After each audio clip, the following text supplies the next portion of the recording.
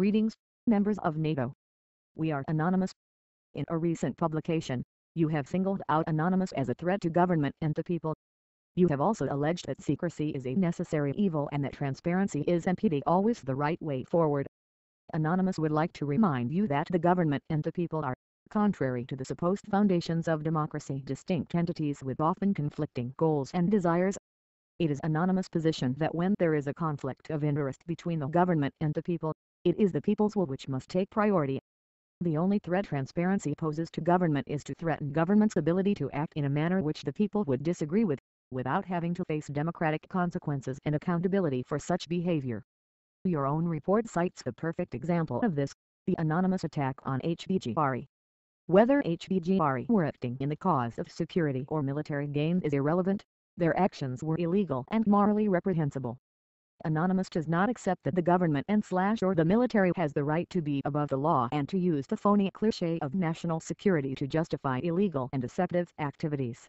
If the government must break the rules, they must also be willing to accept the democratic consequences of this at the ballot box. We do not accept the current status quo whereby a government can't tell one story to the people and another in private. Dishonesty and secrecy totally undermine the concept of self-rule. How can the people judge for whom to vote unless they are fully aware of what policies said politicians are actually pursuing?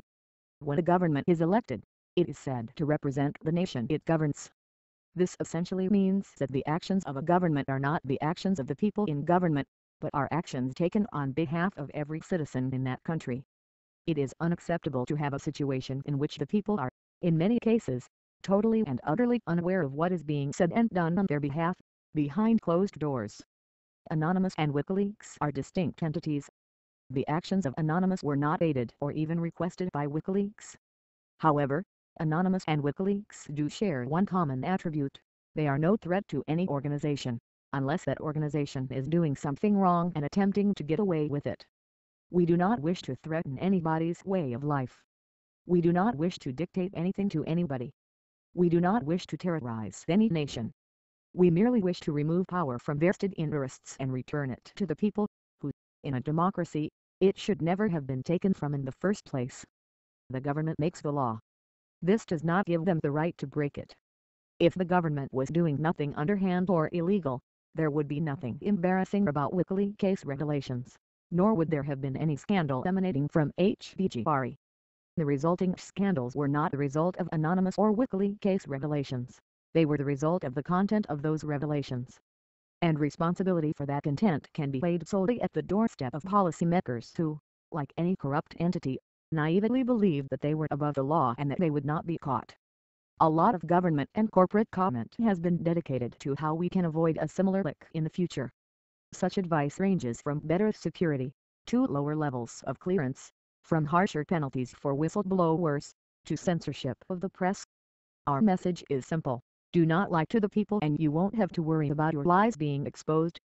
Do not make corrupt deals and you won't have to worry about your corruption being laid bare.